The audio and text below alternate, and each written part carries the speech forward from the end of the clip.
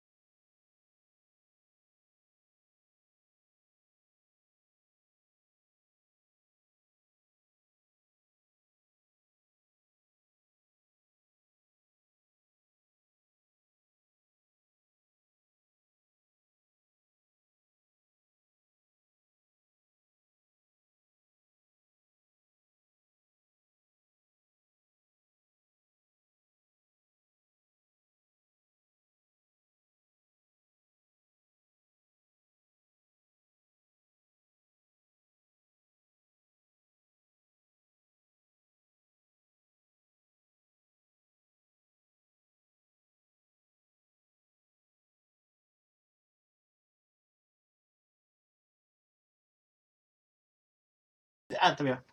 That's it. Wonder, just making sure the sound was on. That was all, guys. Just some reason. Anyway, a very good evening to everybody live here on YouTube tonight. It is me. I'm back for another week of Queensville. Yes, and we got a lot of things to cram in tonight because we've got a lot of news to tell you guys. We have some news that is kind of good and kind of good, kind of a bit like this. So I'll explain later in the show. Anyway, from it. So hope everybody had a great Easter weekend. The heat in the northeast, it was boiling hot here. It was hot. This room was insanely hot as hell. The hottest day we had was Saturday. Sunday was more cooler. Yesterday was more cooler. And today has been more overcast today, which has been a nice change of things going on. So I have had a really good weekend. The Easter weekend was really good. Well, in fact, I was just relaxing a lot, and I was just basically YouTubing a lot and everything else, and doing other things and stuff as well. Studio work was a bit quiet, as I said, but you know what I mean. Anyway, streaming is actually is all fixed now, and all the sync issues are sorted out, which is nice. And tonight I have some good news, and I have some really good news, and it's good news in a good way, and it's good news in another good way. So be prepared. So get your chats tonight, guys. I want a lot of chat tonight, guys. As I said before, we've got loads to get in tonight. Devon's downstairs. She is just having a bit of a moment with herself. She's just downstairs. Juice is here tonight, which is good. And my day's been pretty good. Today's been not a bad day. Just started off this morning, was pretty busy, and after that I had just dinner, and I just basically came in here, and that's it. My day's done. So not a lot of studio work today, but a lot of ideas coming up for some stuff coming up, which is really, really good. I think next week, I'm not sure if this has been clarified yet. Next Sunday, the 5th of May, I'm going to Mark's house for that day. Yes, because I'm going to film, finally, his Queen stuff next Sunday. And we're going to be having a Sunday where we're going to basically just have a day of busyness going on. I haven't fixed my Did I fix my laptop? I did fix my laptop the other day. My laptop's all fixed now, so my laptop's fine, and it's going to be really, really good. So next week we will be filming. Next week we are filming the video that we were going to film. The video to film the Queen collection. His Queen collection is getting filmed next week, which is going to be a long, long, long day. We were going to live stream it, but I don't know if the live stream is going to be possible to do with the time I've only got there. So it's going to be pretty tight. So we will see how that goes anyway. And then next Sunday's been booked now, so Sunday's next booked. Sorted out for next Sunday. We are really happy with that. It's so good. It's amazing stuff coming. Right now, I'm gonna have to tell you guys something that happened on Saturday. Was it Saturday or Sunday? It was Sunday. You guys have all been eagerly waiting for a certain album coming up this year, which is Dead Inside. Now, not to disappoint anybody, but a decision had to be made by herself. And I have to say that it's the best decision she's ever made. And I think it is right, and I'm going to say live on here. As you all know, the project that we did last year, and we tried to do this year, has been, in a way, has been completed. All the songs are done, but no vocals were ever completed for the album. So what we're going to do, because of the kindness of a thing, we gave her another offer to do a songwriting deal for forever really. So she's still going to be here, but she isn't going to sing to track, because at the moment she is busy. She has university coming up, and she has a lot of things going on this year that her whole schedule is like this. It's crammed so much. So I had a great idea that because of tracks that were reserved for Dead Inside for this album, we're going to record those songs, apart from a few songs we're not going to redo. But these are the ones we're not going to do. We're not going to do Fallen. We're not going to do Driving Down the Road Again, because it was already done. We're not going to do Maverick Stays, because that was already done. We are not going to do any of those songs at all. What we are going to do, we're going to record the songs that we have on this album. We're going to record it. We're going to give it to somebody else. Then now that doesn't say obviously that she owns the rights to the songs, because she wrote them with me anyway. But because the idea that we left these songs for so long, we're thinking about putting them on a project that is going to be not Dead Inside, but kind of the same idea for it. Now, I've streamed this live on Facebook, obviously, previously. So songs like Fan Flames, Everywhere, we're going to put them on an album from Jade, which we think is a better idea, really, because technically Gothic Songbook 2 is coming up soon, and I think Everywhere would suit that album, will suit a album very well. We have a song called Sudden Change of Heart that I'd like to get out, because that is a good song indeed. And then we've got a few that I want to do with Jade, just to try them out with her. And in this kind of area, we are kind of wanting to do that idea. As for the Your Scars song that she was wanting to do, that might be a possibility doing it later. We have got obviously like 2 albums that we were doing for her, but me and Jade had we had a talk about. I've actually rang her yesterday about it, and she was very happy to continue working for us and still do the stuff we wanted to do really for it. That's good, but we don't want her to. We don't want her to pursue the time that she's got.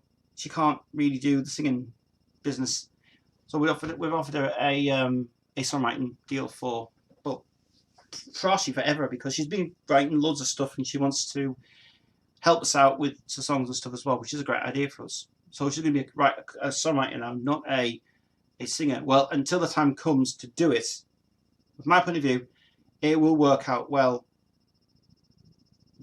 But as for the other songs that we already have for her, we're not going to issue those songs, because we feel like it's her own personal ones that we really want to get out as one-offs. So, in a way, it's good, because we can finally now get this thing recorded with a different singer, and we're kind of like moving it on now. We're not going to call it Dead Inside. What we are going to do is, though, we're keeping that artwork up there as a memory, nice memory for her. And I think it's a good idea because that is kind of saying to us that although it was planned for hers, it's a good idea to really have the songs that I have, because I wrote them all, and she co-wrote as well. And we want to go back in and we want to try and do them properly. And we're hoping that the right person comes along for it. I mean, I technically could want Jade to do one song on there, which is going to work out. But I think what we should do is release them on YouTube, not as an album, but release them on YouTube as a solo singer's idea for it. That's a concept idea that I was going to add. I should have told her this yesterday, but didn't have time because I was busy. But saying that, that's the plan now that we have. So it's a good thing of that, and it's just a good thing that we have up there. And from our point of view, she is a very busy person. So I'm not disappointed. I'm very glad that she made the right decision, and she isn't gone. She is still here. So that's good. Apart from that, there will be songs coming out. But the first thing we've got to finish off is Restitched, which comes out very soon. Restitched is coming out in a couple of days. And you guys haven't seen the artwork yet. And I don't have the official artwork yet. I'll just quickly say, it's an artwork you're going to like. And you're going to love the album when it comes out, because this is getting back to Jade's ability to sing and produce. And Friday, we hopefully get this finished on Friday. We were going to finish it on Thursday, but she hasn't got anybody to look after Logan, I'm afraid, so that's one thing. But we have, this year, we have got a lot of things planned still for Jade to do. And we have got the stuff that we have now, we're going to do them. And we'll have them. And in fact, JoJo's here right now. And just been saying, JoJo, that we had an idea. We've got an idea that if you missed it, just quickly mention this if you want to go with this idea, because this is the idea that we had. Because you haven't got time to do this album, I'm thinking about, these are the ones I'm not going to record. I'm not going to record Fallen. I'm not recording Driving Down the Road Again. I'm not recording Mabba Stays.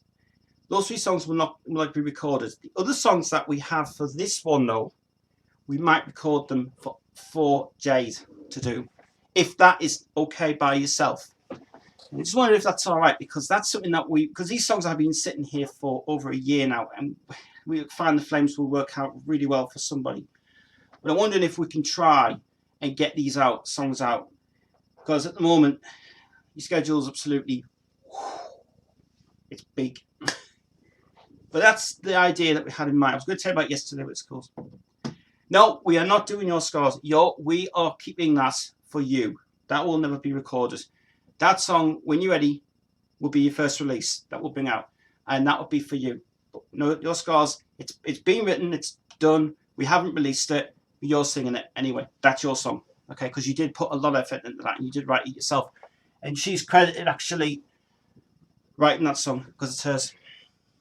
But we're not doing your scores. No, we're not doing that one. So that's a promise to me. We're keeping all like the material that we like, the second album wise. We will do an album with her, but when the time comes, it's just the minute. It's just schedules all like crazy. Anyway, so glad to see you anyway for that. Anyway, guys. So that's the idea we've got in mind anyway. For we will think it. But as I just said before, guys, we're keeping the artwork now. The artwork is just going to be kept with us. Well, we have got an idea that might work. But I'm not going to say. Keep it as it is anyway. Anyway, get the chat room now. Chat room, Kate. Yes, I'll get the chat room, Kate. That says, what a crazy few days it's been. But I'll start with my Juggernuggets. Oh, God. Oh, God, you and this guy. Seriously, I don't watch it anymore. I can't find him to be. I can find him to be an arsehole. Sometimes he speaks his mind, and not ways things to play proper. He's looking for a camera, good salary, $3,000 a month, place to stay in his new house, and his cousin wants to step in as a new cameraman and Jesse and Uncle Larry. And they actually filmed the second series of this thing. I thought this thing was over for some reason. It's been selfish and an arse. He's got his own YouTube channel and he uses his son to film Tom and Mulsey to edit him. Just to be honest with you, I actually liked that whole series that he did. I think it was great, but having the audacity to go crazy about it is, you know, yeah. So yeah, we just thought that would be the thing of it.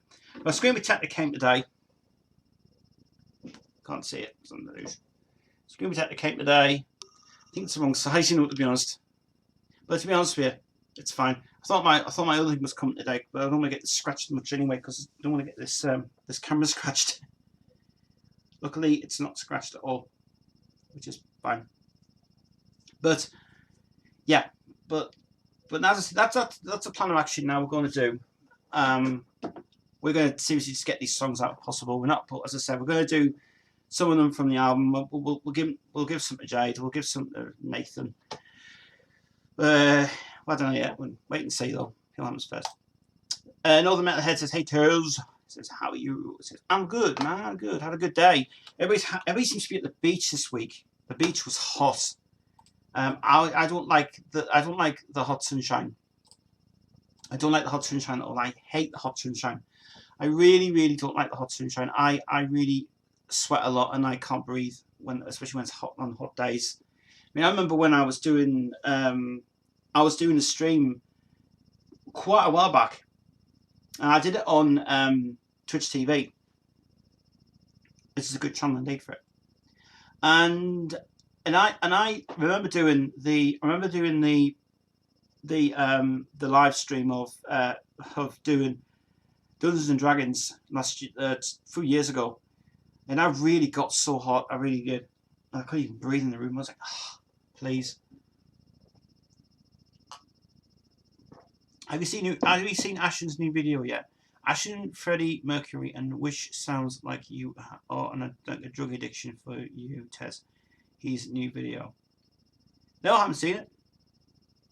I've only seen his recent one. I've seen his Easter video, but I haven't got any notion about this, which is kind of thing. Tell you what, I have been interested in watching. I watched a video, a rare video I've seen of Freddie with Montserrat drinking tea. I don't know where this was. I don't know what footage it is, but it's interesting. It's interesting though. It's interesting.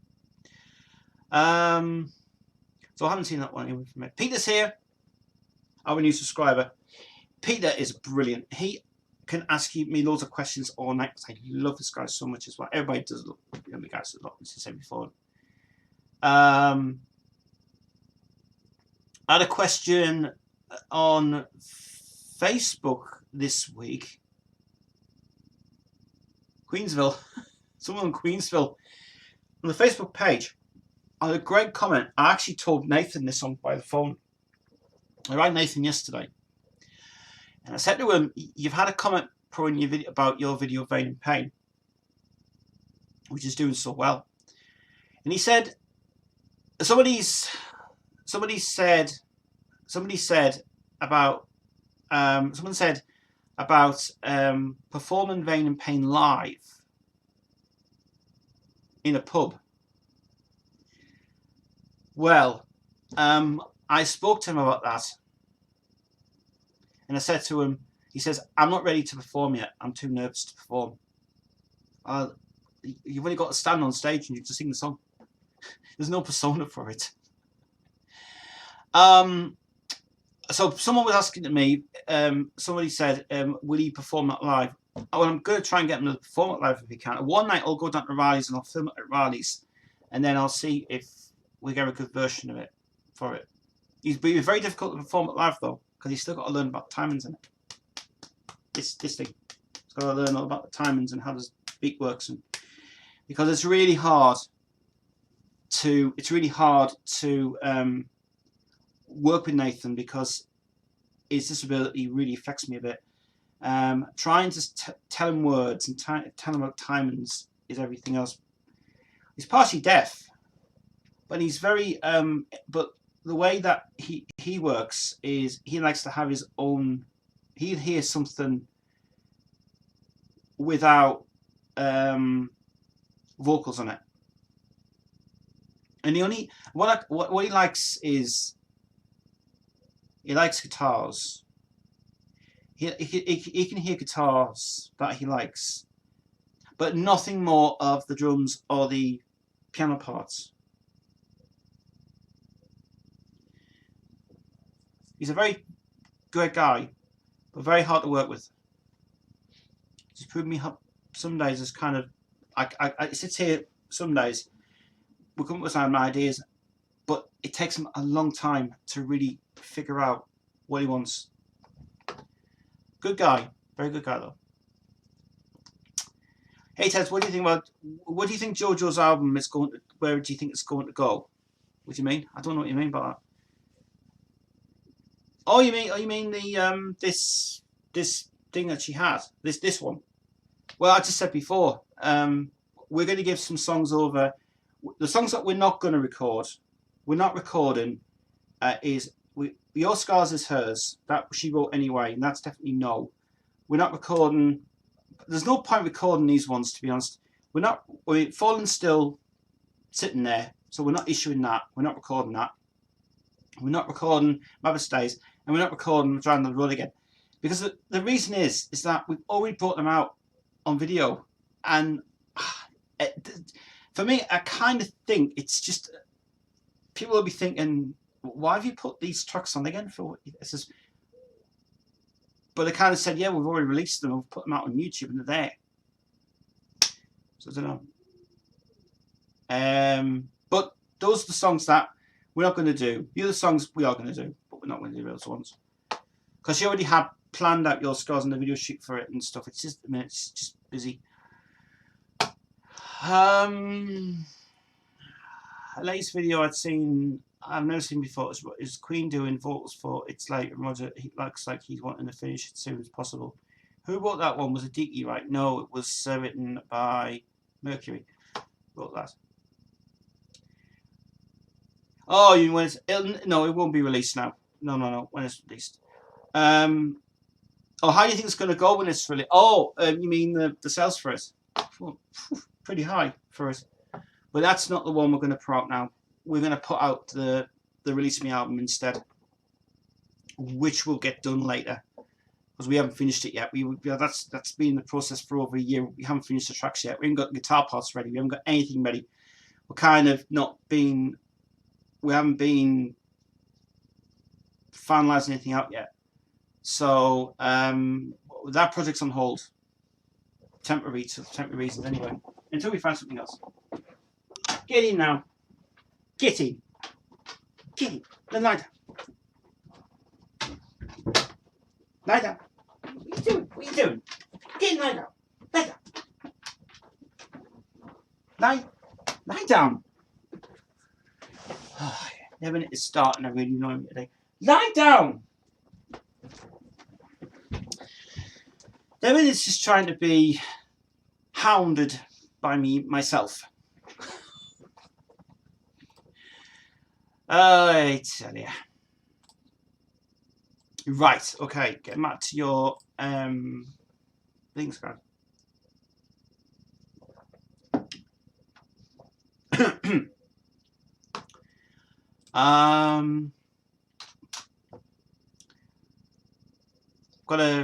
Yeah, I'll get your questions in a minute, guys. I've just got to do something first.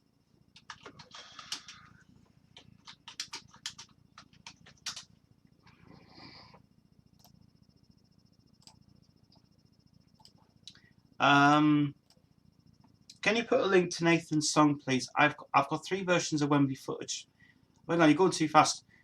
Can you put a link of Nathan's song, please? Rain and Pain. Yes, I have got it right here. There it is. I've got 3 versions of Wembley Friday footage of 11th of July. I found a new one on YouTube. I'm not aware of a full official release other than the huge box. there is quite a lot of stuff out there that Queen have released in the past. And you probably all know the fact that they're trying the hardest to try and get stuff out this year and everything else. Now, this one here that I've seen, the Friday one, there was stuff edited out of the Friday one that we're never going to use anyway from it. The Friday footage is pretty edited. The only part that it didn't show from the rough cuts that they had, they didn't show the part where Brian was playing his guitar in the rain with Freddie on stage and then pointing at the things, because it was not the shot that they used. I wouldn't say anything's brand new being found. It's the fact that there's alternate camera shots that there's just a bit different. That's all it is. So I really wouldn't say anything. There's nothing really good about it. It's just the fact that they've thingied that before. So that would be an interesting thing as well from it. I'm not aware of a full official release other than the huge box set. I don't know what box set you're on about, Peter. Give me some more information about it, please. Tell me now. Where's Metal 101? Metal 101 is at work today. He's not here today. That's it. They started to put speakers in them vapors. My dad showed me you can connect your smartphone. He played another one that bites of dust. Jay would love that. Jay would love one. Well, that's a very good question. You just mentioned something there. We've got Jade's album coming out. Actually, it's been put back forward now for May. And we're hopefully going to try and film a video shoot of The Pain with Jade and Andy. And we would like to film it somewhere up his way, where he will be able to take us there and we'll be able to go there for the day and we can just chat out with him. So we were working obviously that day because we were working on Friday. But that's something we had in mind to do the shoot up there, actually, to do the video shoot for us. And Andy's got an amazing camera that we can use. And we'd love to do a shoot for it. And Andy's got a great idea to do the shoot. He said, "I've got a great idea to do the shoot.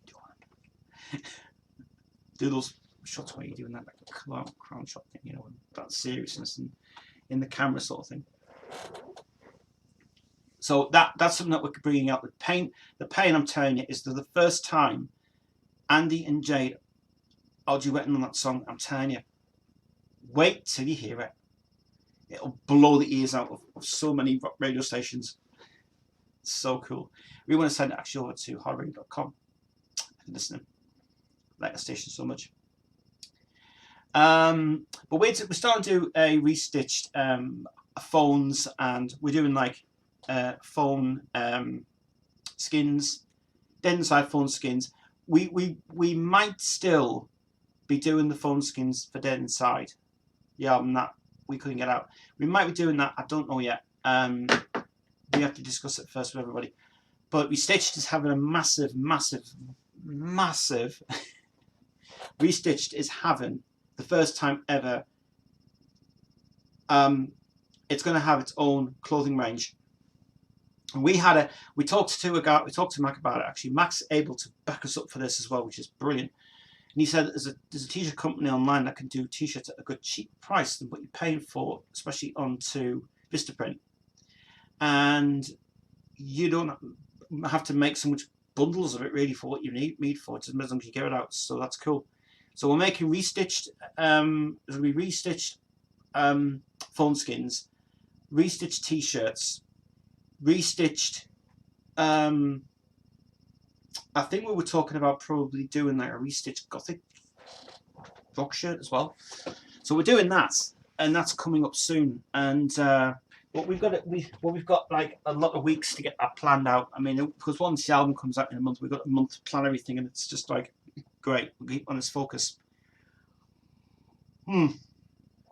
Magic Tour box set with the shirt. Oh, Magic Tour box set. I remember that one. That's actually a really good thing, that, because it's really fab. Yes, I remember the Magic box set. That was a rare thing to get now. It's really expensive though for it. I mean, if you remember the flight case that came out, the flight case of the the original flag case, the German flag case that came out, the red one. That's pretty rare as well to get. With all of the 1993, 1994 rubbish reissues, remasters were terrible in there, but it's cool. It's awesome. He says, that sounds cool, man. Yeah, well, it'll be the first time merchandise is going to get produced. And I tell you what, you'll be, oh, this shirt, oh, this is your one, this is my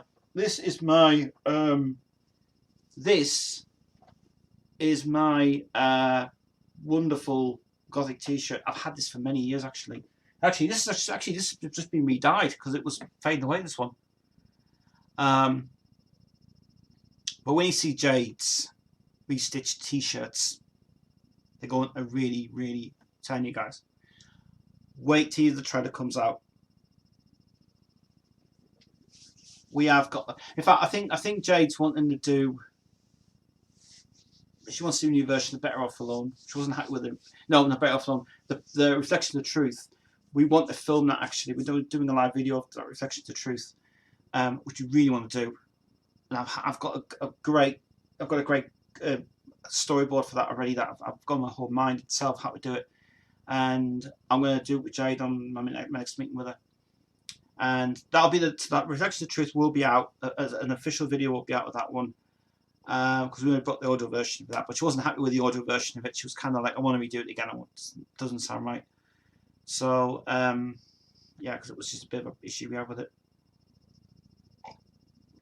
But we will bring more stuff out, obviously, guys. We do promise. I had friends who moved away 10 miles away. From 4 of them, but some of them are wanting to move back where I live. They're getting sick of being far away. I know. I had when I lived in the Isle of Man for over 3 years in the Isle of Man, and I tell you what, that I absolutely adored that place to bits. I could live there for many years. I could go back there and just go and see some friends. And I miss everybody at Isle of Man so much. I had my job was brilliant. I was free of all commitments. I didn't have any work here, really. Nothing happened. Then I came back home. I got back in touch with Chris before Chris moved away. He moved away to Devon, where she was from. And so I then moved back into this property just before. No, actually, it wasn't. It was when did I go to the other man? 2006 it was. That's a long ago. Jeez. 2006 I went to the Isle of Man. Then I went to Leicester. Leicester was the first one because the job opportunity came up and I wanted to go and work there. And I left the old flat over there. Couldn't live there anymore. And it was costing quite a bit of money as well. It was expensive. So I moved back in here. When did I move back in here? 2006. When the man came up. 2006 it was. Is when I moved back in. And then I finally got the Queensville studio and everything else, so that's cool. But yeah, I've missed a lot of people in my life, and Chris is further away from me. Me and Chris are kind of like an hour and a half away. Nathan's an hour and a half away. He lives actually in the same area as where Chris lives, which is really, really bizarre. And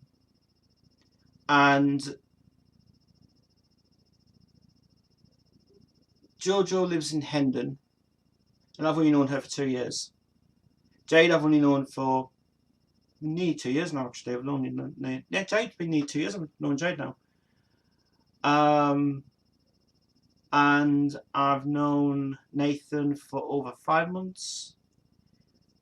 He was a very quiet guy when first time I ever saw him. And then I met a lot of people at life when I went to rallies. A lot of rock people there, people who I respect.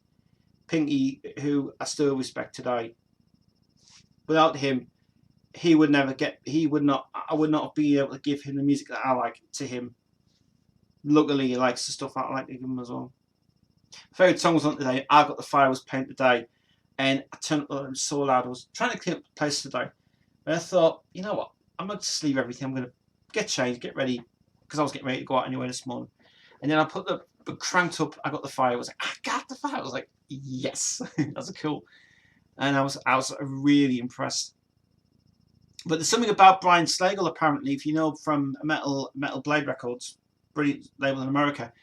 He's been slandered apparently for well, some people in the music industry are slacking him off because the one thing, there's something about him that's happening. They said that he's changing the way that rock music's doing now.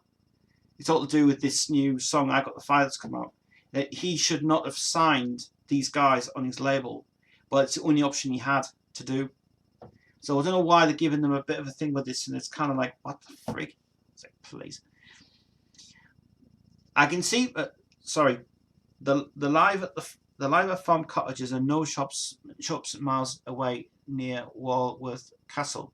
Oh yeah, because you live like further like the Cumbria side, don't you? You live like this side where the Tyne Tees people live.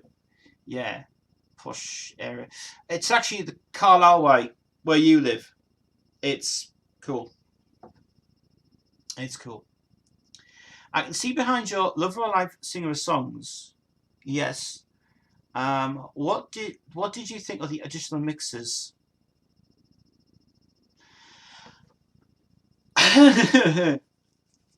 On that thing? Well, I'll show you.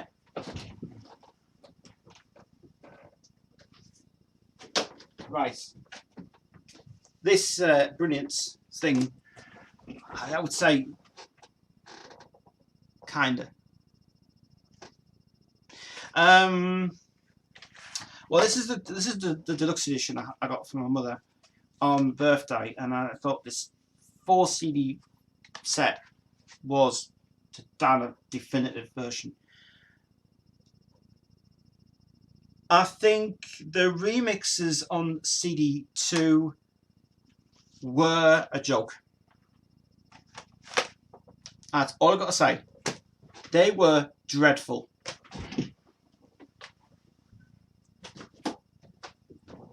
And I've got nothing else to say about that, because I think they were just basically pissing around. They were just pissing around with. They were pissing around with these songs. They had no necessarily. They did not need to touch them. Why just leave them alone? I don't understand what's the attraction with doing a new mix of a song. It's been ruined. So my point of view and my honest opinion is shite. I don't care.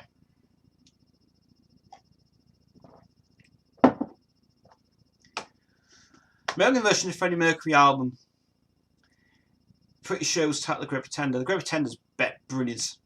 Remixes are fantastic, especially with some brilliant guitar work from who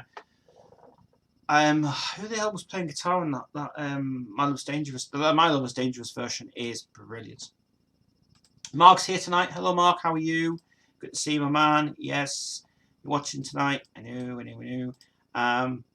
He was here actually. Been watching me. He hasn't got a laptop, but he's watching on his phone. He's got an iPad. This is cool. The Very Tender disc was the best one they brought out in America. It was the remixes on there, spot on. Apart from Your Kind of Lover, I didn't like. That should never have been done in that version. It just doesn't work. But saying that though, it's not bad. No, I didn't do a bad job of that. But saying that, Mac was hired to do the project, put behind it all and do that. So I was thinking, for my opinion, that is better. But that Love of Life remixes, don't touch it. Don't go there. Just delete them. Just shite. Anybody can do mixes like that. But not like fucking updated drums and shit like that's crap. Right, I'm going to get to Mark's question now because everybody's asking me questions at the moment. I'll get that to you in a second, guys. Mark, my man.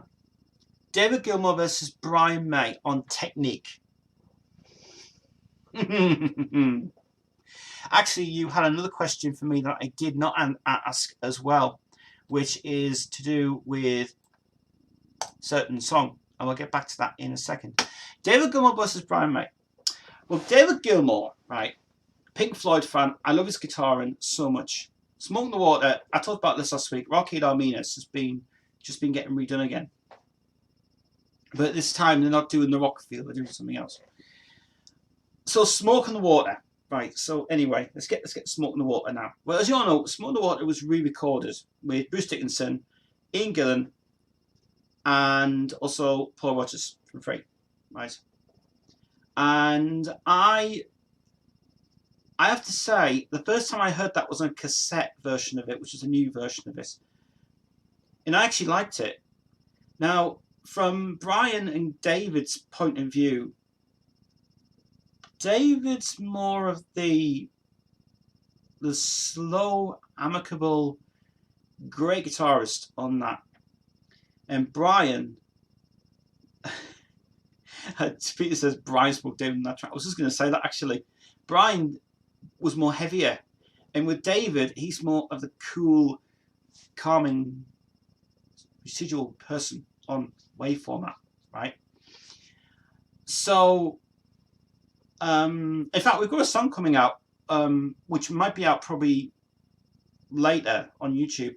It's a song called "Sudden Change of Heart," and Mac did a tremendous job at the guitars in it.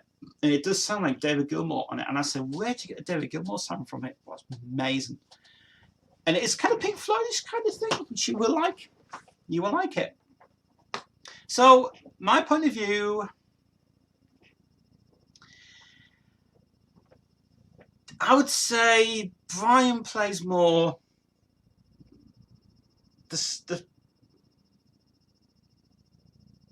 if you watch the video actually of Smoke and Water from those two, from Rocket Armenia, watch very carefully, because in my opinion, the sound, like, they just sound great together. But on playing technique of it, Brian's got more of that sort of like, he's got that sort of like that flavour kind of guitar. What did Max say about it? Clean. It's got a clean sound. It's very clean. With David, it's more like a smoky kind of in a bar. And his guitar work is amazing. It's beautiful. And I mean, apart from the fact he sold his guitar, obviously, which was kind of a bit of a joke, but saying that, it was okay. My opinion, both of them work out pretty good actually. I know that we're very good friends. I know they were playing on they played on a concert together. Apart from that one they played, but they played on another concert. But both of them, I think they're great. The other question that Mark had last time, Bohemian Rhapsody picture disc needs to be avoided. I've heard there's lots of surface noise, and why reissue Bohemian Rhapsody on 7-inch single? What's the point? Your thoughts about it? Well, this is the 2000 version, isn't it? That came out. The 2000 version with Under Pressure on it on the B-side was Bohemian Rhapsody picture disc. The picture discs, the EMI versions of the picture discs, they are not the best quality ever. There's a lot of horrible rain noise on it, all of them. I've got one from Brian May, Why Don't We Try Again, and that surface noise is dreadful on that. And it sounds like it needs to be like a pigeon, like a pigeon's squealing in the sky or something, you know. Awful sound. Even the one and No But You, that one, ugh, horrible.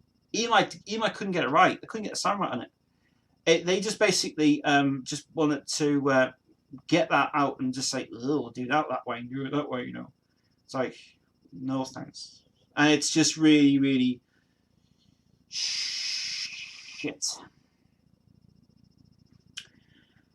Mark saying, are you still coming to Newcastle for a Queen fan party with Pedro, David, Stuart, and myself, Judy? Very interesting question, Mark. I've just said about it before. I don't know when the date was again. I'm sure you said it was the 5th of May or the 12th of May. I can't remember when it was. It was said it was definitely in May. I'm definitely for that, mate. I'm definitely up for that. The 5th of May, yes, it is. Yes, I am definitely coming in the 5th of May, mate. I am booking that. I'm booking it tomorrow, and I am coming down next week. That's my money saved up for next week because I am going to be having a party, and I probably might stay over there the night as well because I am no need to get back on Monday because I'm going to have a day where I'm going to be in Newcastle. I'm going to be getting my laptop ready. We're going to film the videos. We're going to do everything, and it's going to be all in high definition as well with this camera because the camera on that laptop is absolutely shit. It's terrible. But yes, but I'm fine for that, mate. Yeah, I'm ready for that. Can't wait. I've got like this week is good because this week I've got production, I've got prodo. I'm going to Newcastle on Friday with Jade. If Jade's still coming, I don't know if she is or not. And then I'm going to Mark's house for a piss up. I definitely deserve a piss up, mate. I tell you on the Saturday. Definitely doing that, mate. Definitely sorting that out next week. Right, back to this chat room now. Okay, so we're between like Mark's chat room and he, because Mark can't really use the chat room feature on his mobile phone or whatever he's using it on anyway.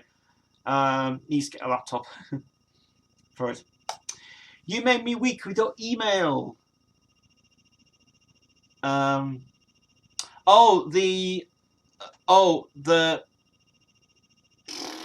what do you call it? That song I sent you. What we talked about. I hated that. It was far too much rain must fall. It was a little bit very similar to. This is actually a song that they've all said "Face It Alone," and I have a demo of that. And apparently didn't like it. Face It Alone's kind of just been rushed too much in the studio and haven't even thought about it very quickly for us. It's really the best quality you can really get though, but wasn't impressed with that at all. But this is a guy who has actually been watching Vain in Pain apparently from Nathan, and he loves that song too so much. So yeah, we're actually working on another song now. Actually, yeah, going to be sending Nathan a couple of songs that I'm not going to use for any other projects at the minute. But whether he's going to do them better and sing them as he can, I hope he can. Well, his voice has got to be really stronger though for next year. I think there was a what the fuck moment from David in the video when he watches Brian play. Yeah, there was. And there is. Why not we can collect it? I've got no idea. I like the pink picture disc from Stormtrooper instead. Sorry, can't spell.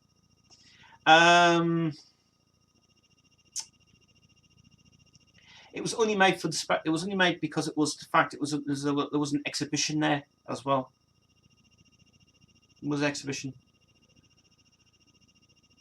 2010 Bohemian Rhapsody. Oh, do not even start with me on that thing, please. Well, actually, one good point about it is, yes, I'm glad I brought out and Torrent single for the first time. What I'm disappointed is, still to this day, and it still gets to me, is Gary's video he filmed. And I know everybody just hated that video so much that it disliked it and just said, terrible review he's done. And it's one of the worst videos he's ever filmed. I don't get that guy at all. That guy cannot edit at all. He's just terrible. Not even giving us a chance to have a look at the copyright information and the actual vinyl and saying who actually pressed it and stuff, you know, for us. That's just completely pathetic.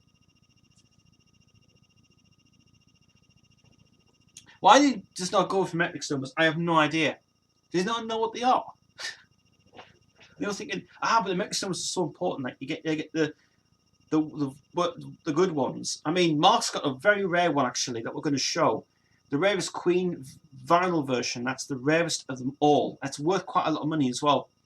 And it's the it's got an engraving on it called Huggy Poo Kissy something or other.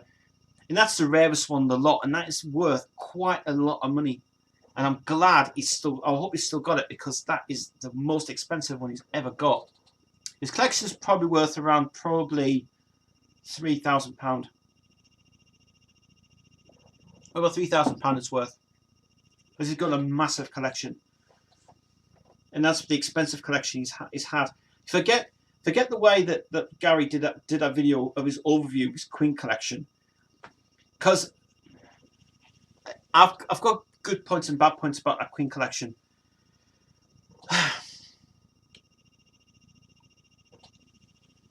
Which I'll save for another talk in this live stream.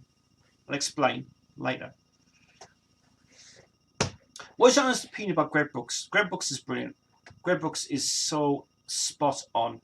He did all the writing on the inlays for the new 2011 versions of the Queen reissues. He was allowed to actually work with Gary Taylor on some of it as well. But at the time that it was getting all printed out, they changed some of the notes inside it. And obviously Gary was fired from Queen Productions because he doesn't work for them anymore. Because he don't want to work with them, because he just basically didn't want any. He just hassled everybody too much. He just really did. He put a lot of pressure on Greg and Gary.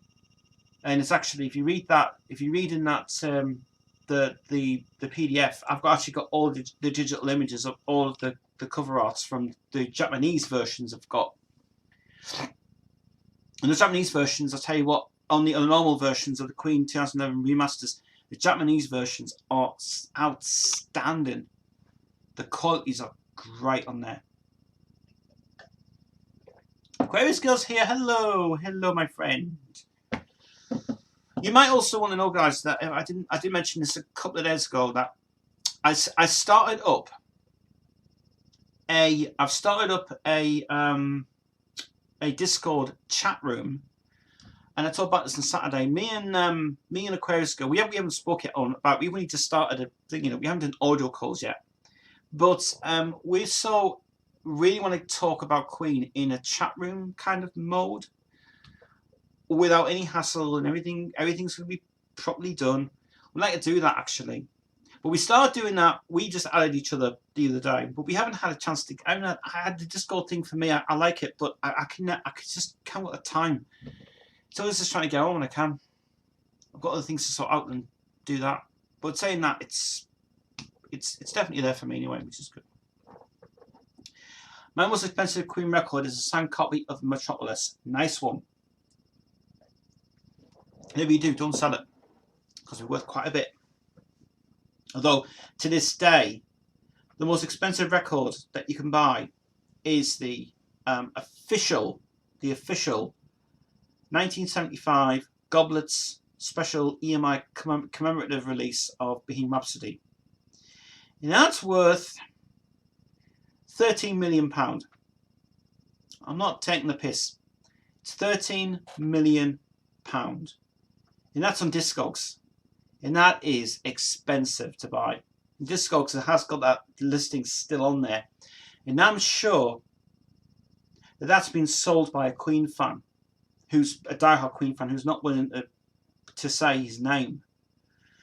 But 30 million, if ever won the lottery, buy the bloody thing. Because I tell you what, that is the most expensive thing. You'd love to do that. I would like a thing, Tez, that you talked about. Yeah, I would like to do that. I would like to do a Queen chat, because I haven't had the Skype calls were all right, but they were just got a little bit too out of the way. I mean, if you remember, the Skype calls we had were really good, but it just got a little bit too out of control. But saying that, it's Skype for me is a headache and a half. So I won't be doing Skype calls anymore. I don't like Skype anyway. I had to wear the headphones all the time. I was getting really pissed off as well with everybody giving their own opinions about it. It just got to a point where I just couldn't do that anymore. I only use Skype now only for business calls, really. It's getting buried with me, that Bohemian Rhapsody one you told me about. It's alright for the price though. 6 million's the most. 6 million is quite a lot of money. Now for 6 million, you can get it on eel.com to this day for that price. And if you buy it on which eel.com is actually an auction room thing, it's an auction thing. If you go onto Discogs, you can buy all those Peter Straker albums. You really want to get his stuff, really. Buy the Peter Straker albums in there for 20 quid for all of them. Bloody good price, isn't it? So why don't you go and buy yourself 4 albums of Peter Straker for 20 quid on Pay by PayPal? Save your money up for a rainy day and buy yourself a Queen thing, isn't it? Although I don't actually know. This is a question. Who's got the Complete Works box set? There's a question for you. Who's got that? Because Chris did have it, but Chris sold it. He sold it to who did he sell it to? He sold it to what's his Leander, and he's got it, and it's nice. I want to start collecting Sega Mega Drive games. That machine, to me, is well known for being a cartoon player, world master more than anything. Do you know what? It's so bizarre. I've been watching the 8-Bit Guy and LGR this week. And I've been watching, I'm not watching any more of these comic crap things and stuff. What I am annoyed with is one video that I'll talk about in a minute. I've been watching those guys this week, and I've been loving the fact, I love to revisit their videos back and everything else. I loved LGR a bit. I could just, that guy is so well into these games. And also 8-Bit Guy. Where is he now? He's really disappeared. Go get some new videos up, mate. Miss you, mate. It's good. Actually, he comes on to Kerry Husband's live streams now. But yeah, one video this week I got annoyed with. And it'll upset Mark. It'll probably upset you guys as well. Right. Here is something that I really was annoyed with. There was 2 guys in America. 2 student guys in America. They didn't know about Queen. They didn't know about what Foo Freddy was. They didn't even know about Brian May. They didn't know about anything about the band. So, I saw this video today, and I was not impressed with it at all. And I think they just take the piss. They did a reaction video to the Live Aid video. Well, Queen was at Live Aid, 85. Greatest concert ever made. I actually saw the full uncut version of it on YouTube. Luckily, someone on YouTube did an amazing cut of it with the original BBC beginning of it to go into the band. And oh my god, the edit was so perfect. There was not one glitch with it. It was pristine condition. It wasn't tape. It was digital. Whoever did that, spot on with that. So what happens anyway, right? I watched this all the way through. Brilliant. Get to this reaction video. Someone did a reaction video about Queen at Live Aid. They didn't know anything about this concert at all. Absolute embarrassment. I don't know where these guys were just sitting there just laughing so much or rather taking the piss out of it. But I wasn't happy with the fact that they thought rock music wasn't their forte. They didn't know what rock music was. When they see this thing, they go on and they just laugh with it. They go, and they just like so they're supposed to be like sort of reacting to it. Really, I think it's been totally been rehearsed, to be honest. So I wasn't impressed with that video at all. So very, very annoyed with that video indeed. So that video was got a dislike for me. I just said, don't you dare take the piss out of Queen. Don't you do that. You guys just don't know what you're doing. Stop making videos like that. I wish people would not do that. It's ridiculous. So people are doing reaction videos like that. Stop them now, please, because I hate them.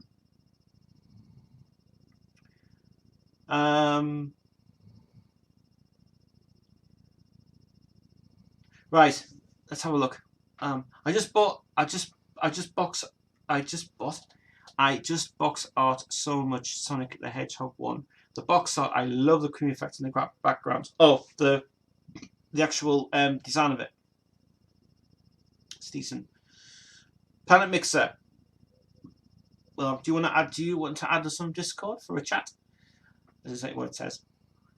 Please can you put that in English? I don't understand. Well, I've just translated it for you.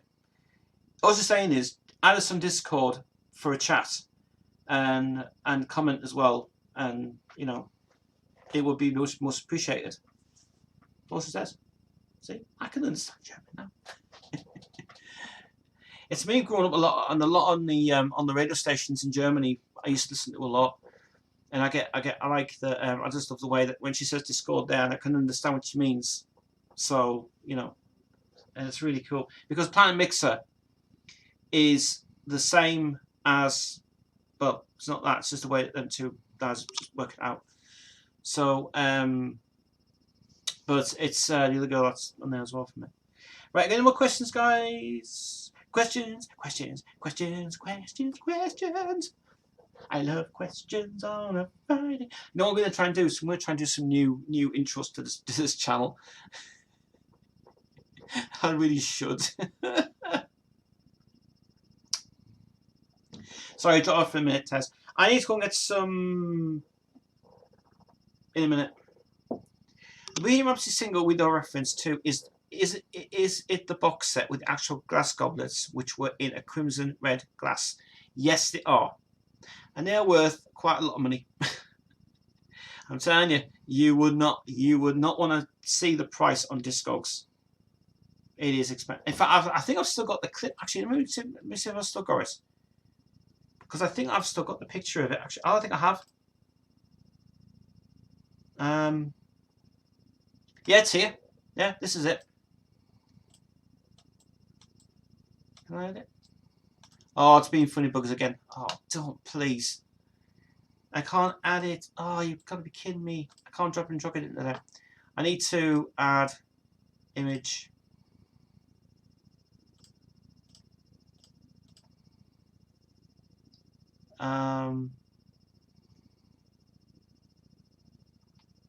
I'll create a new image on there. Then we'll just browse. I'll just show you this. This is the one that's I'm going to show a picture of this that I've still got. Actually, I can't believe I've still got it. That's it there. There we are. So that's how much it's going for on Discogs. This is the special gift award. I'll put it up myself as I can read it. It says special gift single with Bohemian Rhapsody was pressed just 200 copies. In fact, this is a typical corporate souvenir. The 1978 EMI Records have received a prestigious Queen Award to the industry for achievement and success in British music sales around the board. Now, someone is selling this for like 13. Well, it's £13,000, but the most expensive one was 6 million. But it's yeah, it's quite a lot of money. So if someone's wanting to pay that much cash for that, then please do. But I'm telling you, it is really expensive. So good luck on that game, guys, because it would just tell you obviously that's how much you pay for it, and it can be very pricey indeed for it. So it's cool. But yeah, that's how much it was going for in Discogs. I think it's still in Discogs actually to this day. So yeah, it's got to be that way, I suppose. It's not bad. Right, okay. So I don't know if JoJo's still here or not. I think she might be here, but I don't know. She might have gone. I was asking if you would join our Discord server. Yes, you can join my Discord server. My Discord server is Queensville. Gaming Heads are here tonight. Gaming Heads busy tonight. I read that they were giving it the band in recognition of 1 million units shipped. I know. It's cool. When I mean hate song, hate. When I mean hate, not song lyrics itself, what song itself is saying. Well, okay. Death on Tue Nights was a clear reference to Norman Sheffield. His name was bleeped out of Live Killers. Yeah.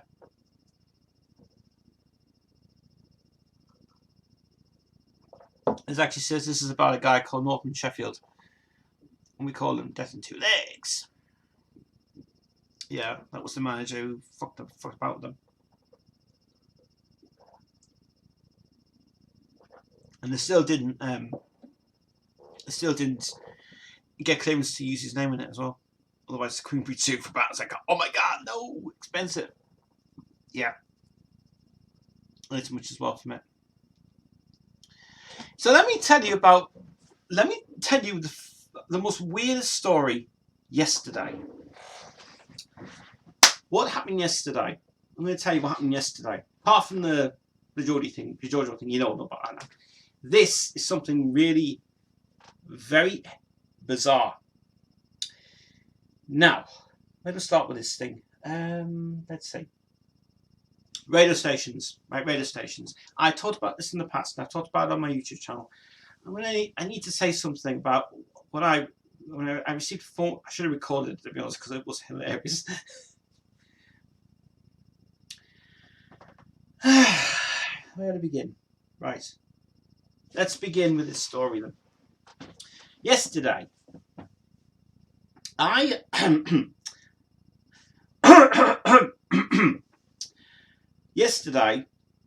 contacted a guy called Ian Anderson. Not resemblance to no, not him. Ian Anderson. I contacted him yesterday. I actually sent him an email first. Now, I was on a page called Northeast Bands and Musicians. If you follow that page, I'm on there. It's only for business stuff. But anyway, that's not the point. Point is, this guy has been trying to get bands on his radio station and doing some promotion for radio stations and stuff. Okay. Send him an email about what we do, how we go around it, how it was started up. Okay. Second thing, he said that his radio station is doing his own home, which is whatever it is now anyway. They've got a license to broadcast it, and they have a PPL license, and you need that obviously to broadcast over the waves of the internet and away from it. So they must be doing a lot of live stream or something for it to do. So I tried to talk to this guy. This guy waffled on for over the past 6 minutes of non-stop talking. He was saying about he got 25,000 listeners a day. He's getting them from all over the globe, from the UK to to the USA, to all over the globe basically. Chat's called Chat and something radio. I can't remember what it's called now. But the radio station's called, I'll just get it up here. I've still got it on here. chatandspinradio.com. And I was interested. So so basically I'm trying to ask him certain questions about how do we go around to getting our music out and stuff and everything else. None of that was ever talked about. He didn't talk about what the label was. He didn't talk about who's brought out what. He didn't talk about. He didn't clarify it out very well indeed. He went on and on and on, talking 6 minutes of just total meaningless crap that I've been through before. I only wanted to ask him one question, and that was, where's the best time? I only wanted to ask him one question. That was, where's the best time for me to come onto the station? So, and then this went nowhere at all. Basically, he says to me, well, can you send me an email of the people who were signed, but I have to talk to them on the phone. Can you send me a biography of Jade? Can you send me a biography of Nathan? I need to talk to them on the phone.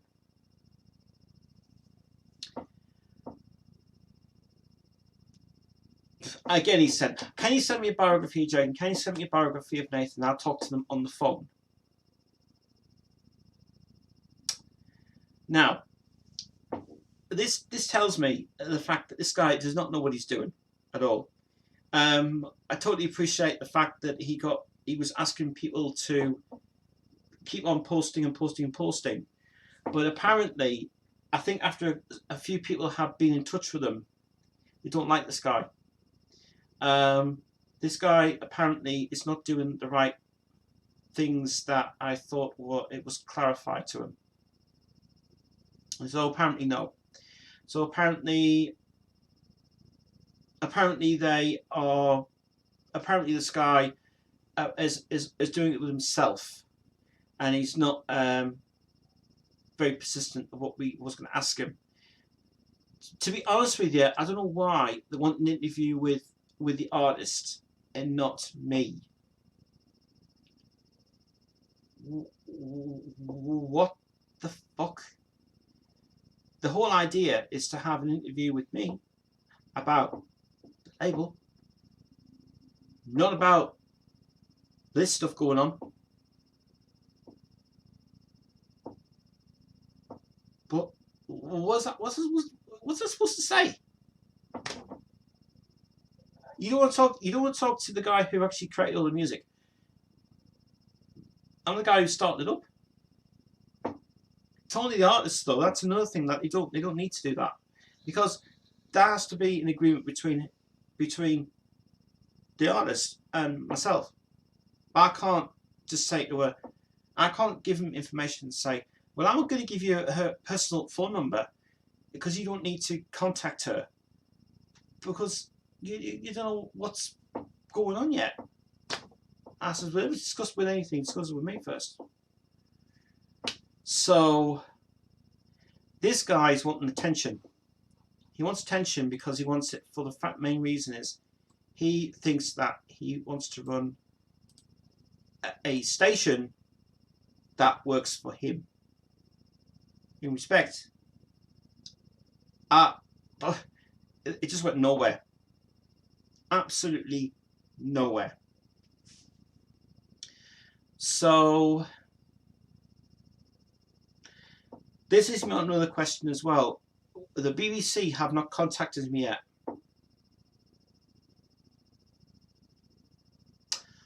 I don't know why. I have no idea. So apparently the BBC have not contacted me about the CD sending of the CDs down to BBC Teesside or either BBC Middlesbrough. So what is it? You guys don't want to talk about anything? Is that what? So apparently we're still waiting. What is with radio stations these days that they don't want to play any of our stuff for? What is the matter with you guys? It's like, for God's sake, we're trying to get things up now for people who want to listen to it. And all of a sudden, you don't want to actually say that this is not stuff that you want to play, what planet are you on? Which is another thing that came up as well. I had an official email from Frontiers Records. I probably explained this in the last stream, but I had an email from Frontiers Records. They're not interested in doing anything with us. They felt the material was a little bit too weak.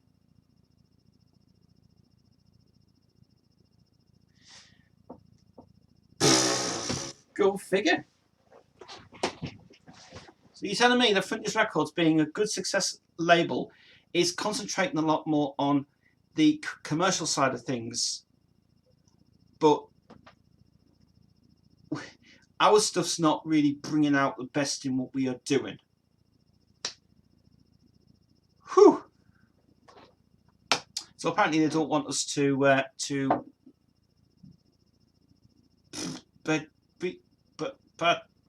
I don't know. So Frontiers wouldn't even want us to do Mabus Days. They wouldn't want to do. They wouldn't want to release Mabus Days. They wouldn't want to release Find the Flames.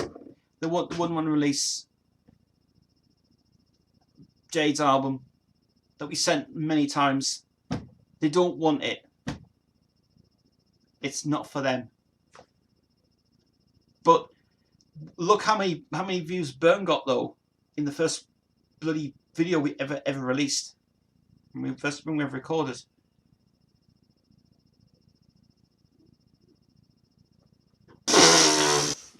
Nuts.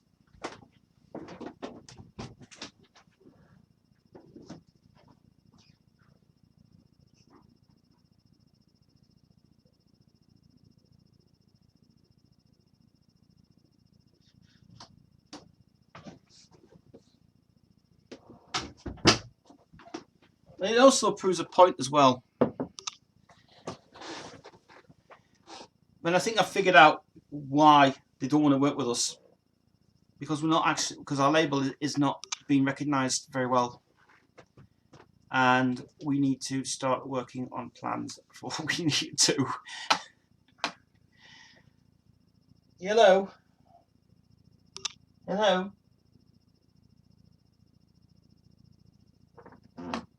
Well, she's asleep already.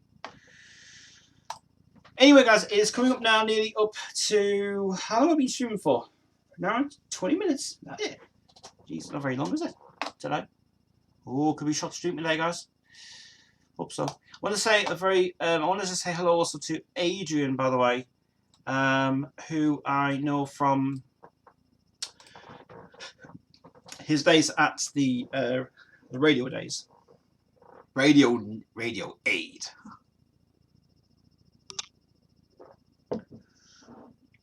Yeah, Nathan, Adrian Aid's doing Adrian who's a good guy. He started up his own radio station now. He's got radio station. How can you do that? You've got to have a license first. But he's got to have his he started to have his own streaming things now, radio streaming things. To be honest with you, his music's not very good. No, sorry, mate. Pass. Norman Sheffield earned his money from Queensville in the 80s and won concert and performed at Two Legs. I thought he said take it out with our royalties. I know I did.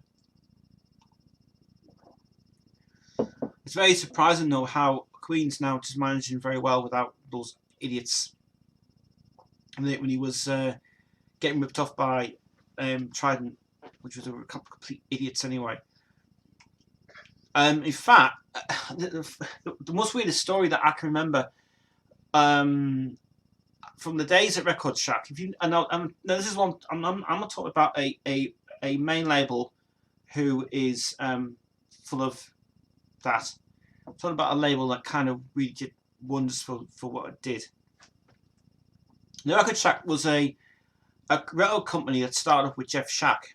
Jeff Shack, sorry, your name. It was Jeff Weston, and he wanted to start the label, called Rebel Track Records, and it started off being a soul label, but then it changed into being a kind of dance orientated label, and it became very popular in the 80s for what they did.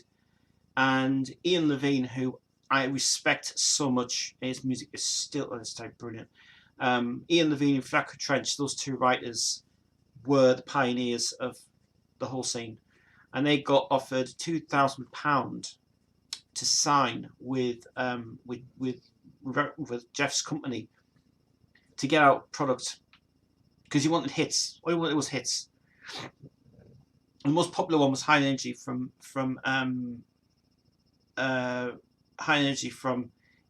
Evelyn Thomas. Was the biggest, most successful moneymaker they ever made for that song. And I think Jeff just really was trying his very best to get the label noticed to what it was. But then it moved into different areas and it started to go weird for the company, and then he couldn't get control of it. He couldn't even take over. He couldn't take control of anything. He could only have survived from a label that kind of would have done well. But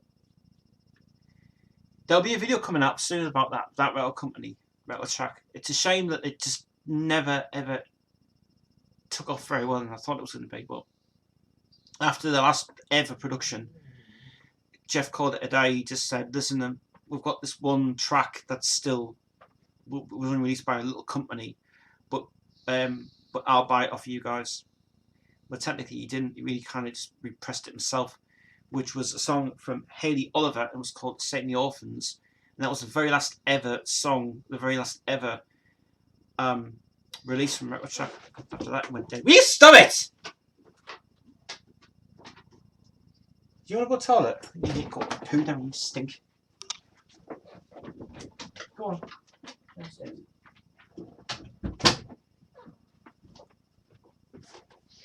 can always tell when Devon farts that she wants to loo, because she stinks. She stinks. Devon stinks. Stinky, stinky Devon. Devon stinks. Let's see. Tez, do you like Manor Street Preachers? I don't want to talk about those guys. I want to move on to something else. I don't like those at all because they're fucking arseholes. I can't stand their fucking music, and they are. Right, that's enough of them. Do not talk to me about UK music, please. I want to know about metal music, not this shit.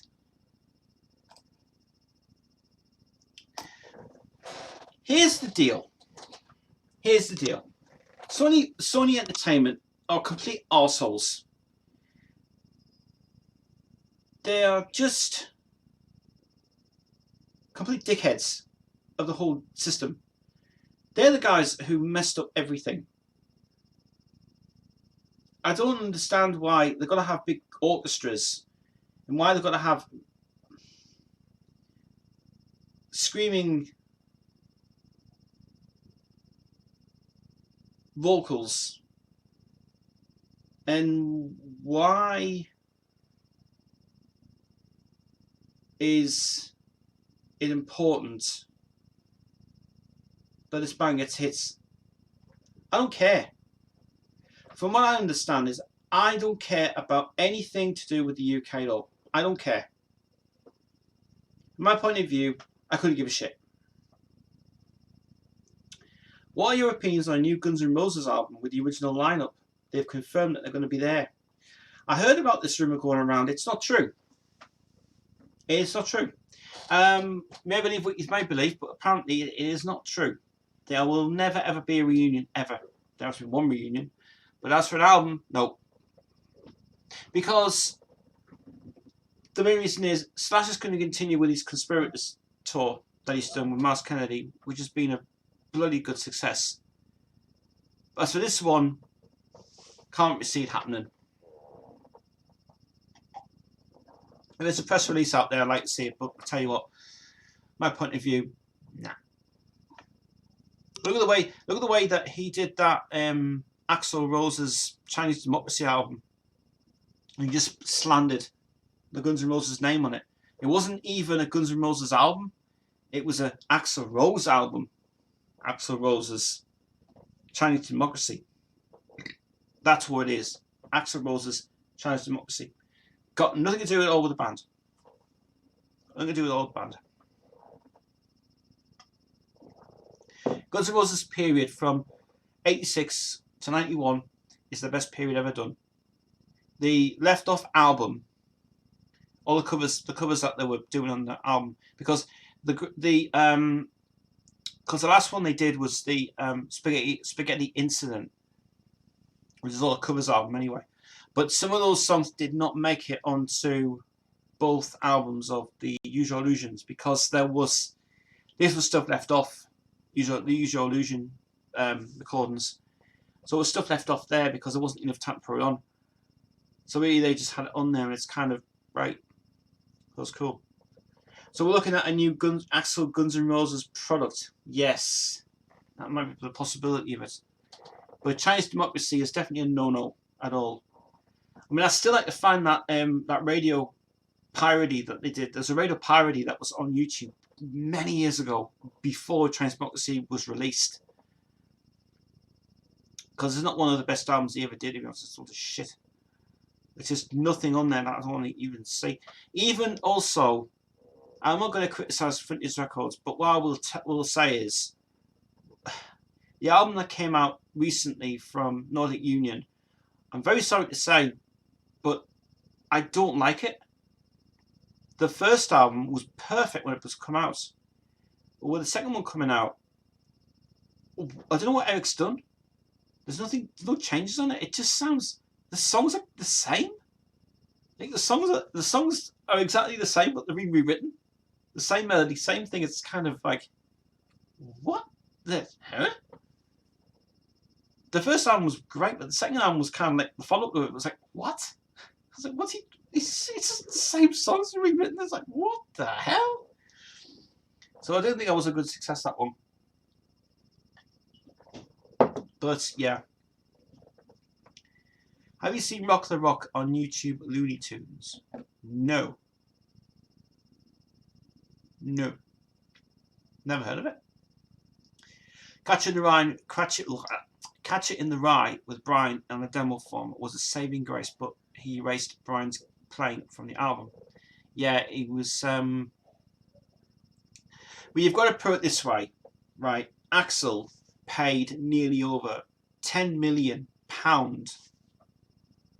to hire his all-time engineers, all-time producers, his all-time favourite guitarists. And what happened was, Roy Thomas Baker, I was living in America at the time, Brian was in America working with Meatloaf on his recent album, and they did a copy of Jim's Back for Good song, just to have Brian on it. But it's a waste of time putting on, because he was staying over at Meatloaf's house that day, and they were basically working on the song. We were working on the song Bad for Good, which really worked out. Which the version I heard was terrible. But anyway, so what did they do? After he records that, he rings Roy up, and they think, "Oh, hello, Roy, it's Brian here." And so they want to go and remaster the 25th anniversary of the Night at the Opera. And it was done, it was good. So, and then they just got a call out of the blue from Axl, and he said, "Here, it's Axl here. It's like, here. Hey, there's a chance you could put a bit of a girl song will Catch Her in the Rye. I was wondering if you could put a bit of a solo on this thing." So then he says, "Yeah, sure, I'll do it for you, mate. Yeah, it's fine. We're good friends." So he sends over the demo to him. Then he records his part on it, sends it back to Axl, and then he's like, "Yeah, well, that's just it." But Brian was kind of pissed off. He said, "What the fuck is my guitar part something on there?" Because I think there had been an issue from his manager, and obviously that's how it came around. So it was really not good at all. Let me see what Devin wants. Get in there. Get in there. Right down. Come on, behave yourself. Hang cool teddy bear.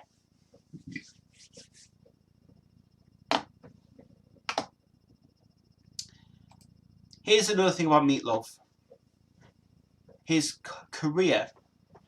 I'm not talking about the solo career. I'm talking about the Meatloaf. I'm talking about the Steinman stuff. Was amazing. But when he had to go and do Minute and Lost and Found, then he did the solo albums after that, which were not very popular because it was shit. But when he did Bad to Hell 2, that was a great phenomenon album ever. But when after the fallout with Steinman broke up with Marvin, those two just really had a fight and said, "I've had enough." And then Jim goes on to do the Dance of the Vampires, the German soundtrack, and so he does that. Then he's left on his own to do some solo work, to do some solo albums, and he thinks that he can get his career back by bringing back what he wants. This is where the critics got at him a lot for this. Got a lot of stick from the critics, actually. What happened was he was labelled apparently as Meatloaf, as not the band, but he was labelled as being new direction for him does not work.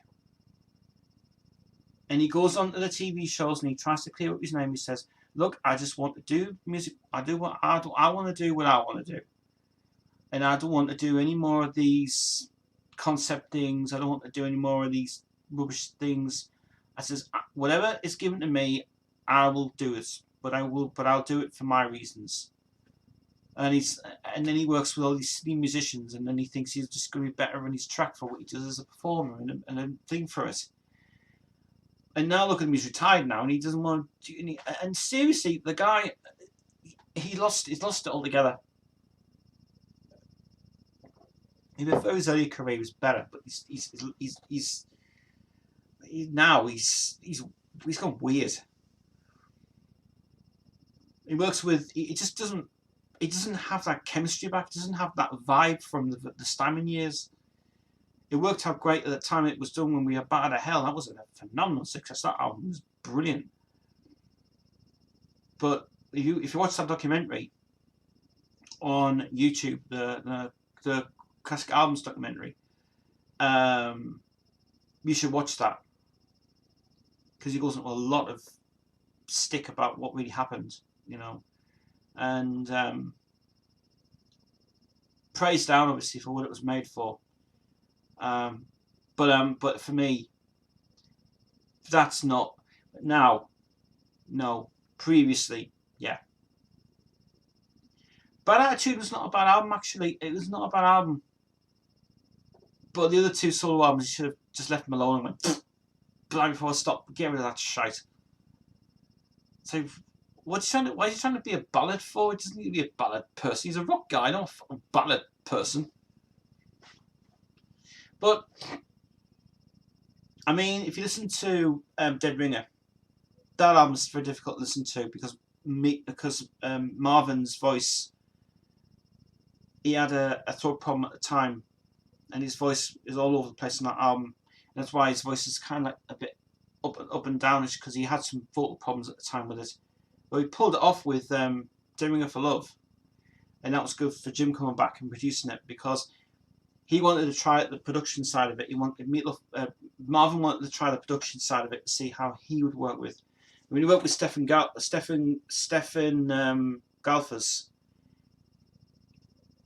he just felt that, all right, fair enough. He couldn't get Brian. He had to get Elton John's guitarist, Davey Johnson, and Mick Ronson comes in on the song was actually a favourite from thinking of that. But Mick Ronson comes and does the guitars on Toyota Frame Pad. Time for Heroes was Brian was underrated. Welcome to the Neighborhood was very good. Time for Heroes, the song, I liked that actually, and I'm glad that was actually written for the Olympics, but it was only because it was done as a favour in Germany when Brian was in Germany when he had a break from Queen. That Meaty just wanted him to do that song, and for me, it's not really a song that you want to listen to. It's a song for the Olympics and stuff. I mean, I do like the there's one song I do like actually from the Olympics that I love to cover. It's a song from JoJo Moroder with Paul Engelman. I don't know if you guys have ever heard this song. I know it's about winning a champion, and it's winning a medal and winning your ability to race for everything you need to do. And there's a song I've always heard this song called Reach Out. And I know the lyrics are about champions and winning, the winning up there and doing that. Doing a cover of that song, I tell you, that would be brilliant to do. I'd love to do a cover of that song. But to get the right sort of, it'd be expensive to do. But that song, Reach Out, is really a fabulous song indeed. Even the other songs I've heard, like there's a song in Germany that I'd love to do called The Other Side of Fame. But it would have to be done rockier though. It'd have to be done like with real hard rock guitars in it and stuff. And I've only heard a rough demo of it. I know the original lyrics.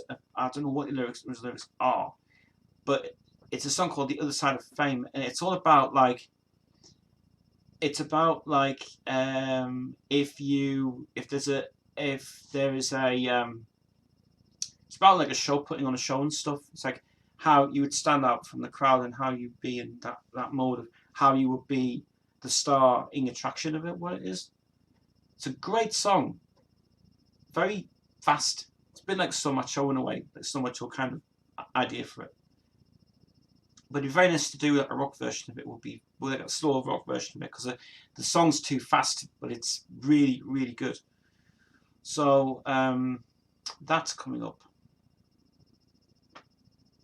I'm surprised there's people in the black metal scene that thinks original black metal is so overrated. Even making a band look satanic looks overrated. It's not. This is another thing that has never been discussed. And I tell you what, so these are someone's had the audacity to do this to answer that question. If you listen to bands like Satyricon and you look at their styles, they just take it off ideas from King Diamond and all that stuff, you know. I mean, if you look at King Diamond's cover art for one of his albums, with the only time you see his face on it, with all the makeup on it, that was great cover art. It's not about making a band look satanic. It's the way you actually do it on stage. Like for example, Ghost have just been bombarded with covering "It's a Sin" from Pet Shop Boys. I think it's one of the best covers I've ever done. You know, very glad they had the rights from them, Tennant and Lowe about it. But very interesting how they did a good version of that as well. And Ghost, I could just say that they are amazing. They're great. And that's not about an identity. It's all about the music and the style and the way that they present themselves on stage.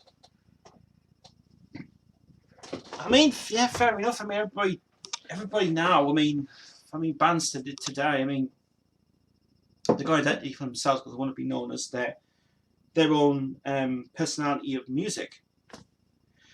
But saying that, you listen to something like, it's very unusual because I've been listening to a lot of the Doors stuff. And it's very bizarre because on Gothic Songbook 2 from Jade, we've got a song coming out called Victim of Love. And I didn't know. I didn't know I used the Doors reference to it. Bloody works though for it, I tell you. It's great. But definitely Jade is the Gothic side of music. and acoustic as well. But a lot of ideas we've offered that anyway. But I listened to the Doors recently, and I can't believe that I'm getting into the Doors a lot. It's amazing. Although I am after one thing though that I'm still looking for, and that's a Doors tribute show. Apparently they haven't done a 7-inch single. I said, well, fucking get the bastard thing. Can't get it. Queen were accused of studying demonology because of the word Beelzebub. That's just a myth that went around. It's not true. Talking about covers, my mother's hymn book by Johnny Cash was awesome. And there's an artist that you can't go wrong with. That was his last album, I think, before he died. I think Johnny Cash was. I know nobody keeps saying that he was a country western guy. Well, if you listen to Ring of Fire, that song is not about it's not about love or anything. It's actually about the devil. It's actually about burning books, burning your soul. You may think that Ring of Fire is hyper and happy and joyful. Technically, it isn't. It isn't. It's something else. It's all about, like love's a burning flame and it makes a fiery ring. I fell into the ring of fire and the flames went higher. I went down, down, down, and the flames went higher, and it burns the ring of fire. So if you think about it very carefully, you think about it from another aspect of how he's writing it, it's just incredible. Johnny Cash was really fantastic. He was just brilliant.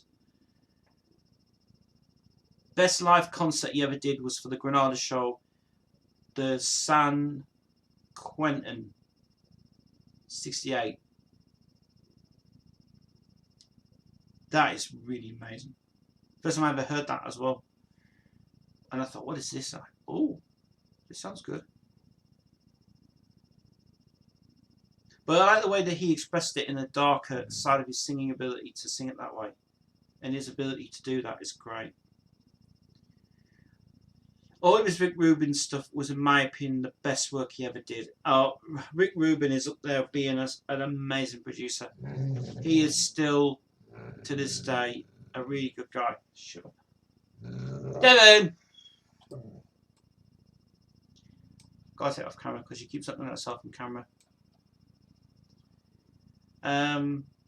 So, in my opinion,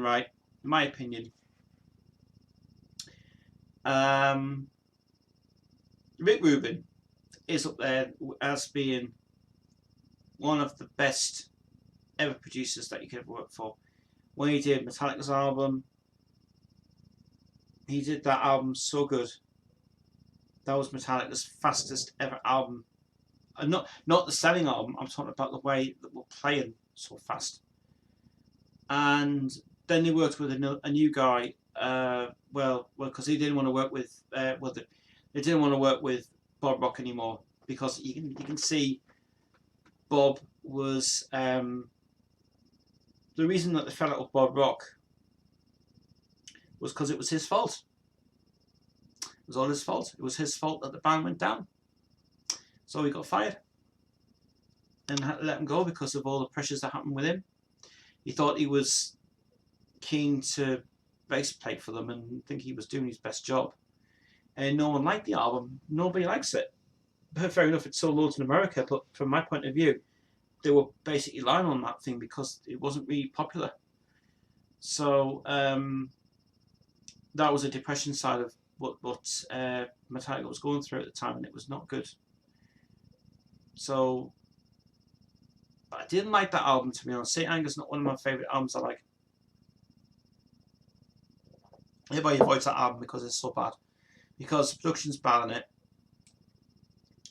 And the way that it's been done as well is not good. Don't like it. St. Anger, in my opinion, is not one of the best albums that Metallica ever did. It's crap. Right, we've got about 15 minutes before I leave. This has been a very good stream tonight. It's been good. Rick Rubin is still up there as being a great guy. Still can produce some good stuff. Brilliant. I know, but compared to the past to today, it seems normal. In the past, rebelling against Christian rule and mentioning anything that seems blasphemous would get a band a massive amount of attention. That's very true, that. Master of Puppets for me. Definitely. Kill 'Em All is just kind of... The thing about the Kill 'Em All, the mix, when Steve Thompson and Michael Barbiero did that mix of it, they weren't happy with it. It just didn't sound... It was Metallica's heaviest album. Rather Lightning was probably their heaviest shit. But definitely Master of Puppets is still... Because everybody keeps thinking the Black Album's not their best album ever done. And I mean, I will have to say that Metallica went very commercial on it. But it was their last call because they didn't know what they were going to do. But Bob Rock steps in and just like kind of does an incredible job of the album. But people don't like... I don't know what... I don't know what... When Mr. Metal came on that day, he always keeps saying to me, the Black Album does not make it sound heavy than anything. And I have to agree, actually, because the album does not sound heavy. Every single day, they keep playing Enter Sandman as the most heaviest track. Well, when it was EQ'd and all that, it was kind of... It didn't sound like it was... It didn't sound like it was Metallica's best work. It sounded like all the EQ was wrong and the guitars didn't sound right at all. And the mix was totally terrible. I remember I had a copy of it on a... I had a pirate copy of it. And the sound, it was terrible. And I went, I'm sure that's being remixed or something, but the sound quality is shite on it. And it was trying to make it heavy and stuff. But when the original mix came out, I mean, it was really heavy stuff indeed. I mean, Holier Than Thou is really heavy, but I don't understand why Chris always keeps saying that he doesn't like it.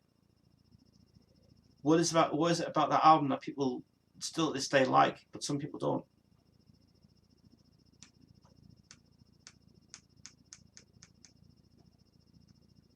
Megadeth, to me, have more music vitality than Metallica because they stick to their guns.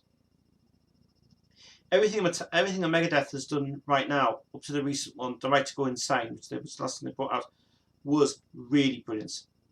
Everything they've done is great. Anthrax is still, at this day, a brilliant band. Monster in the End, great song. Megadeth, best album ever they've ever done, and listen to it more often, is Cryptic Writings. Because that album is fucking outstanding. Especially My Secret Place is so well defined. That is an album that I love. It's a shame that Megadeth didn't give a classic albums review of that one. And I wish to God they did. Because Cryptic Writings has been the most popular album I've ever loved in my life. So fantastic.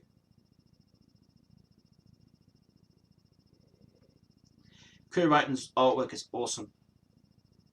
I've got the Japanese bonus EP, actually, the instrumental versions of it. With the just bass. All it is basically, it's actually lead guitar singing Mustaine's vocals on it. I love Cryptic Writings so much. I think that was one of the most best albums they've ever done in their whole career. Just brilliant. The other stuff is alright. But that album is seriously brilliant. First time I ever heard that, I went, what the fuck is this? I was like, oh my god. Almost Honest and Trust. Those two songs are just an identical replica of two songs already. Whole album is great. La Tout La Mode, brilliant song ever done. The rework they didn't like the rework at all. It's horrible. That's why current underground bands prefer to make themselves look like you know what, but avoid politics in their lyrics and think they that people would be onto them than what they've gone. Yeah, that's true. I think it's stupid that they make themselves look like that things at the same time, but it's the smartest, edgiest way to get attention and make a band look dangerous. Well, there's a band in America that Brian Slagle. I talked about Brian Slagle just recently here. Brian Slagle, obviously Metal Bear Records been very popular. They just basically got a chance to sign up, Metallica at that time. There's a band that is sick to this day, very sick, called The Mentors. And I just quickly will say this. I will say that it's not for anybody to listen to because their music is disgusting. And it is all about debauchery and sex, and it's just all about horrible things. Fair enough that Brian gave him a chance to be on the label and do it and help him out, but don't listen to them, please. It's basically the guy. It's a guy who killed Kurt Cobain, who was El Duce. Those people wear hoods, yes. And El Duce was the guy who whacked Kurt Cobain on the head, and it's true. And so this day, Courtney doesn't want to talk about it. She says, I don't want to talk about it. I don't want to talk about it. No, can't discuss about that. Because lawyers will get in the mind and everything that she's going to be saying. But you did actually say, but she says, no, I'm not talking about it. Because she thinks that, I mean, her band, right? When she started out, I thought they were just really taking the piss. And she goes and makes that American Sweet Cat Heart album, the solo album she made. That was dreadful. That was bloody awful. That album was terrible she made. It was a stand back to get our message to Kurt and say, I really want you now, I really want you back. It's like, please. I tell you, worst albums, right? And this is nothing against a good rock star.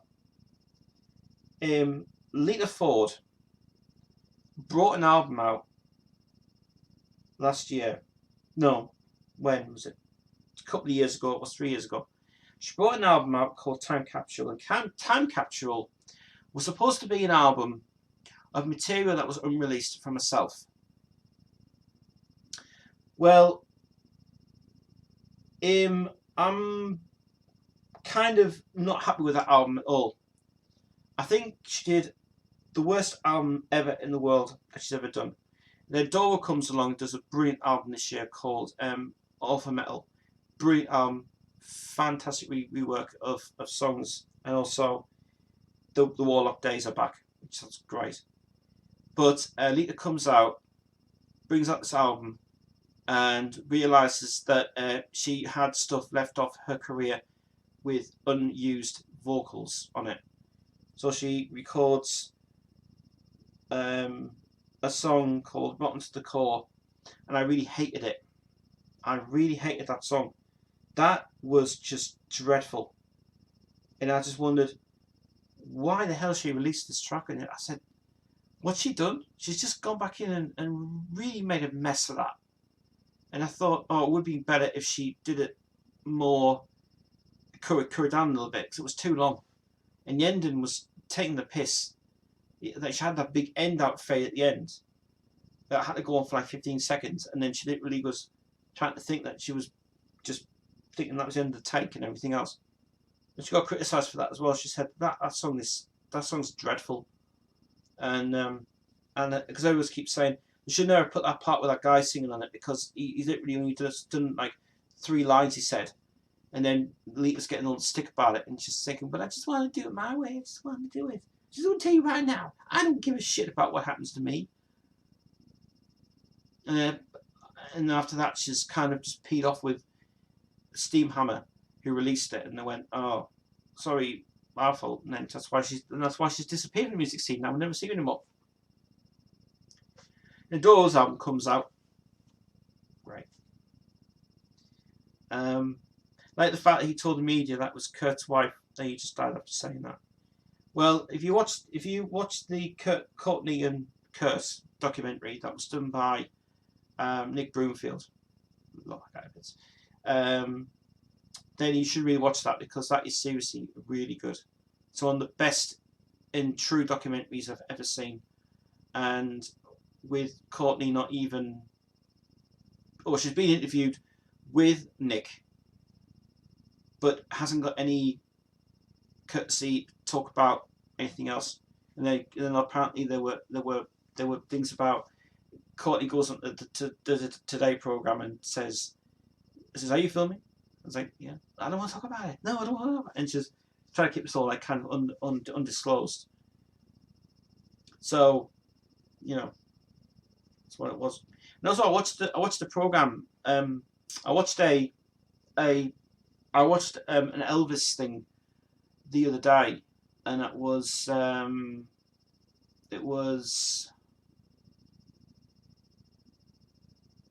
This Is Elvis, the old MGM 1981 tribute to him. I thought that was really good. It was really good. So, like that a lot. That's the way it is. It's not a good film, to be honest. It's not.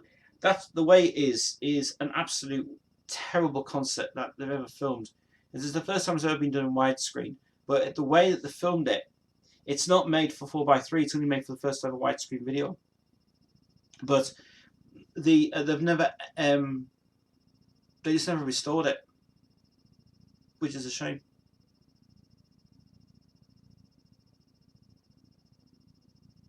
Are we done? Because 2 hours is up now, and that is it from me. And I think tonight has been a good chat. So thank you very much to Peter, to Northern Metalhead, to JoJo that was here earlier on. She had to go. We also want to thank Planet Mixer. Sorry the Gaming Head wasn't here tonight, but if Gaming Head's watching this back, mate, I look forward to working with you again, mate. And I'm sorry I wasn't able to work with you yesterday. I was totally wanting to rest because I was just busy times again. It was for me. Yes, it was. We're back on Saturday for another chat, and we're starting at 3 on Saturday until 5:30 on Saturday, just before she goes for her time out there and stuff as well. So thank you very much for tonight, guys. Really appreciate the chats. If you have any more things that I need to discuss on Queensville next time, head over to the Facebook page and give your things and stuff on that as well. You know the drill by now. Everything's there for you guys. See you on Saturday for another Queensville chat. But thanks very much for tonight, guys. Catch you later. Bye.